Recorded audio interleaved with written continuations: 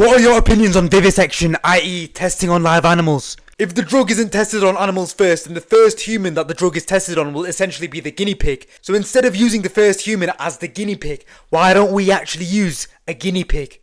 Logic. Also, I appreciate that the physiology of humans might not be identical to the physiology of, let's say, a mouse, but some aspects are still similar. For example, they're both mammals, and if a drug has an extremely adverse effect on a mouse, let's say it gives it cancer and it dies, and its insides get blown off, well then obviously you wouldn't test that drug on humans. To truly succeed and excel in answering this question, you need to provide an argument that illustrates depth of thought and evaluative nature. You need to provide arguments for and against vivisection. Let's go. Let's start with the arguments for vivisection. Before a pharmaceutical drug comes out onto the market, cellular research needs to be performed. There's only so much simulation that can occur on a computer. Quite a lot needs to be done on live animals. Although the physiology of some live animals isn't identical to the physiology of humans, if there's adverse idiopathic responses to testing on animals, then obviously you wouldn't test the drug on humans. However, there is an expansive plethora of arguments against vivisection as well. One of those arguments entails the fact that animal testing makes it seem like animal lives are inferior to human lives. Furthermore, that animals are unable to consent. This showcases that they are forced and they don't actually want to be tested upon.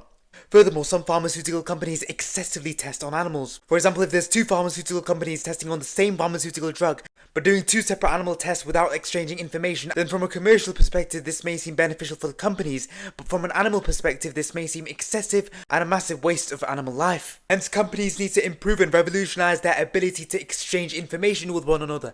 Furthermore, the physiology of some animals is completely 180 degrees to that of humans. For example, parsley is poisonous to parrots, so think twice before giving your parrot a massive bowl of leafy greens without checking the ingredients label. And morphine can actually stimulate an excitatory response in cats instead of acting as an anesthetic.